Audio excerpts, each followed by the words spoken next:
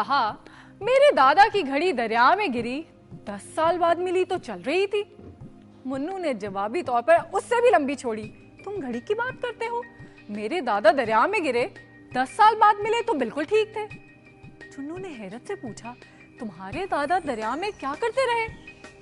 तुम्हारे दादा की घड़ी को चाबी देते रहे, मुन्नू ने मासूमियत से कहा।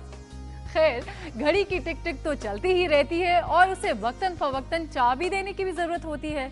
आजकल की घड़ियां तो बगैर चाबी के ही चलती रहती है ना, लेकिन जरा मौजिज़ किस्म की घड़ियों को चाबी देना जरूरी होता है।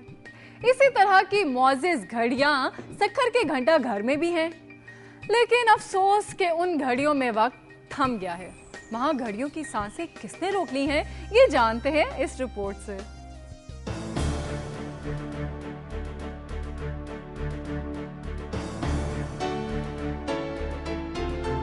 सिंध के पहले वज़ीर आला सर गुलाम हुसैन हिदायतुल्लाह की हिदायत पर 1937 में सूबे के तीसरे बड़े शहर सक्खर के मरकज में हिंदू बरादरी से ताल्लुक रखने वाले दो भाइयों सुंदरदास और देवमल की याद में शहर के मरकजी इलाका में घंटा घर तामीर किया गया। 90 फुट बुलंद घंटा घर फने तामीर का शहकार नमूना होने के साथ साथ वक्त की अहमियत का एहसास भी दिलाता था।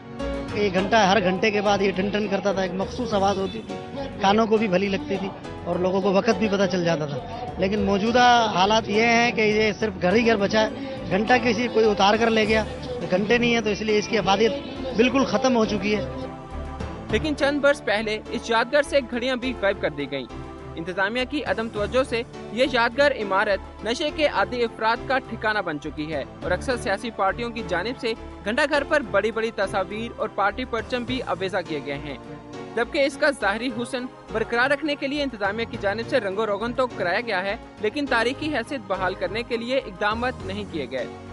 म्यूनिसिपल एहलकार घंटा घर की हाले जार और घड़ियों के मुतालिक राबिता करने के बावजूद दुनिया ने इससे बात करने को तैयार नहीं। मुकामी शहरियों के साथ साथ मुल्क भर से तजारती मंडी की हैसियत रखने वाले इस शहर में आने वाले ताजर और सयाह भी घंटा घर की खस्ता हाली पर अफसोस का इजहार करते नजर आते हैं।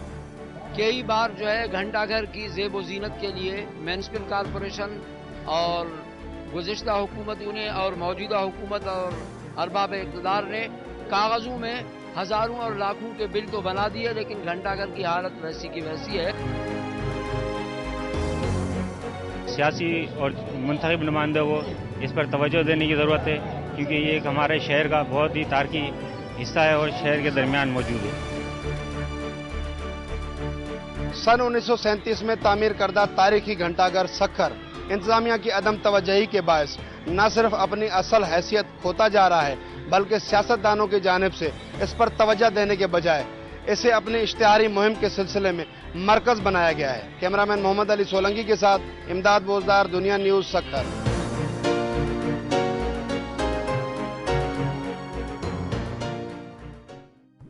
पत्रियाटा एक तफरीही मकाम है जो रावलपिंडी से 95 और मरी से 29 किलोमीटर के फासले पर वाक़या है। ये सतह समंदर से तकरीबन 8000 फीट बुलंद है। इसी वजह से ये पंजाब का बुलंद तरीन मकाम है। पत्रियाटा को आज़ादी से कबल एक अंग्रेज ने दरियाफ्त किया और उसका नाम भी उसी ने रखा। पत्रियाटा की वजह तस्मिया के बारे में एक दिलचस्प रवायत मशहूर है। कहते हैं कि अंग्रेज अफसर जब मरी की पुरपेश पहाड़ियों से गुजरता हुआ बुलंद तरीन मकाम की तलाश में यहाँ पहुंचा तो उसे यहाँ एक ज़ईफ खातून लकड़ियाँ चुनती हुई दिखाई दी। उस अफसर ने खातून से पूछा, what is the name of this place? इस जगह का नाम क्या है? उस पहाड़ी खातून बेचारी को अंग्रेजी का क्या इल्म, उस गरीब को अपने घर की फिक्र थी जहाँ आटा खत्म हो गया था। चुनाचा उस खातून ने उल्टा सवाल अंग्रेज से कर दिया, पुत्र आटा है? अंग्रेज समझा ये उसके सवाल का जवाब है, तो उसने अपनी डायरी में फटाफट लिख लिया कि आज मैंने पंजाब का बुलंद तरीन मकाम तलाश कर लिया है जिसका नाम है पत्रियाटा। इस कहानी में कितनी सच्चाई है, खैर इसका इल्म नहीं। और अब नाजरीन जल्दी से मैं आपको बता देती हूँ तस्वीर के बारे में। भाई जल्दी इसलिए है कि प्रोग्राम का वक्त भी खत्म हो रहा है। तो जनाब, प्रोग्राम के शुरू में जो तस्वीर दिखाई गई थी वो तस्वीर है बहावलपुर के नूर महल की। नवाब ऑफ बहावलपुर ने ये महल अपनी मलका नूर के लिए बनवाया था। ये महल कई मरब्बों पर फैला हुआ है।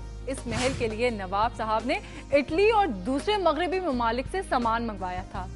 महल की तामीर में सरिया और सीमेंट का इस्तेमाल नहीं हुआ था। यहाँ इस्तेमाल की गई थी इटालियन टाइल्स। 150 साल गुजर जाने के बाद भी आज भी वो नई नजर आती हैं। नूर महल के ऐन दरमियान में फर्श पर एक बहुत बड़ा गड़ा पड़ा हुआ है। ये गड़ा उस वक्त पड़ा जब महल की छत पर लगे हुए मनोवजनी सोने का फानूस इंतहाई उजलत में उतारने की वजह से नीचे गिर गया और फर्श पर गड़ा पड़ गया।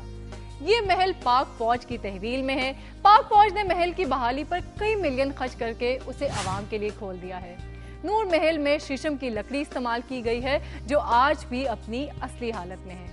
और अब अपनी मेजबान को इजाजत दें। कल फिर हाजिर होंगे धरती की नई बातों, नए वाकयात के साथ। तब तक के लिए अल्लाह हाफिज।